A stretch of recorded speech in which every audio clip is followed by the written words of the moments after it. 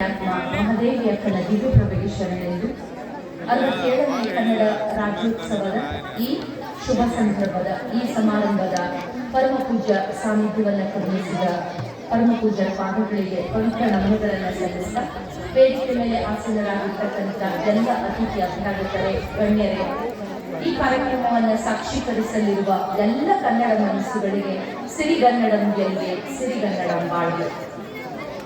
ನನ್ನನ್ನ ಇವತ್ತು ತುಂಬಾ ಪ್ರೀತಿಯಿಂದ ಸಿರಿಗನ್ನಡ ವೇದಿಕೆಯವರು ರಾಜ್ಯ ಮಟ್ಟದ ಪ್ರಶಸ್ತಿಯನ್ನು ನೀಡಿ ಗೌರವಿಸಿದ್ದಕ್ಕೆ ನಾನು ತುಂಬಾ ಆಭಾರಿಯಾಗಿದ್ದೇನೆ.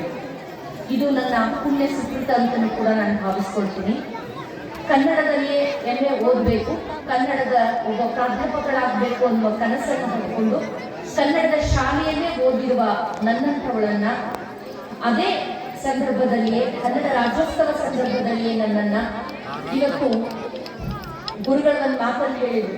ಪಂಪ ಹೇಳ್ತಾನೆ, ನೆನೆಯುವುದನ್ನ ಮನಂ ಬನವಾಸಿ ದೇಶಮಂ ಅಂತ ಹೇಳ್ತಾನೆ. ಅವನ ತಾಯಿಯ ತವರು ಮನೆಯಾದ ಈ ಊರನ್ನ ತನ್ನ ಅಪ್ಪನ ಮನೆಯಲ್ಲಿ ಇಟ್ಕೊಂಡು ಆಂಧ್ರ ಪ್ರದೇಶದ ತುರ್ಕಿಯಾ ನಗರದಲ್ಲಿ ಇಟ್ಕೊಂಡು ಆತ ಆ ಬನವಾಸಿಯನ್ನ ದೇಶ ಅಂತ ಕರೆದಿದ್ದಾನೆ. ಈ ಪುಟ್ಟ ಸಾಲಹಳ್ಳಿಯಲ್ಲಿ ನೀವೆಲ್ಲ ಸೇರಿ ಇವತ್ತು ಒಂದು ರಾಜ್ಯ ಮಟ್ಟದ ಪ್ರಶಸ್ತಿಯನ್ನು ನಮಗೆ ನೀಡಿದ್ರಿ, ಕಲಾವಿದರಿಗೆ ಮತ್ತು ಸಾಹಿತಿಗಳಿಗೆ. ಈ ಪುಟ್ಟ ಸಾಲಹಳ್ಳಿಯೇ ನಮಗೆ ಕರ್ನಾಟಕ ರಾಜ್ಯ ಅಂತ ನಾನು ಭಾವಿಸ್ಕೊಳ್ತಾ ಇದ್ದೇನೆ. ನೀವೆಲ್ಲ ಯುವಕರ ಒಂದು ಉತ್ಸಾಹ